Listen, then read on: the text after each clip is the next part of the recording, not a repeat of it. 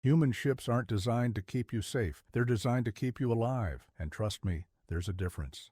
I was stationed as a liaison aboard the Ironclad, a human battle cruiser, and I was certain I wouldn't live to see another cycle. The moment I stepped on board, I was bombarded with warnings. Do not cross the red lines. If the gravity cuts out, brace for impact. Know where the escape pods are. You'll need them. Even the cafeteria had warnings.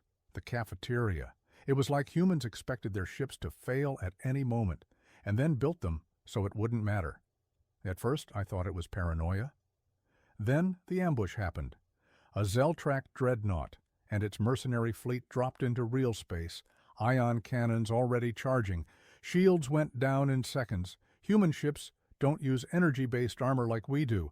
No reinforced particle buffers, no elegant shield harmonics. Instead, they had backups for their backups. The power flickered, then came back. I thought we'd stabilize the main reactor. Nope. Turns out, human ships are so primitive they run on mechanical flywheels that just spin back up on their own. By the time I reached the escape pod, the humans were already counterattacking. Not with energy weapons. No, that would make too much sense. They fired physical projectiles, thousands of chunks of metal turning space into a debris field so dense ion blasts couldn't even reach us. I hesitated. If they could jump out of this, I didn't want to be left behind. Then the worst happened. Missed jump. The ship shuddered, the lights cut out, and my translator refused to process what I just heard, because no one survives a missed jump. FTL misfires don't just kill you, they turn you into an expanding cloud of physics equations. You don't die. You get distributed. I braced myself for oblivion, but it never came. The humans had a fail-safe. If the jump sequence was ever disrupted, the engine blew itself up before it could misfire. That's right. They wired explosives into their own FTL drives, just in case. And somehow, the ship was still fighting.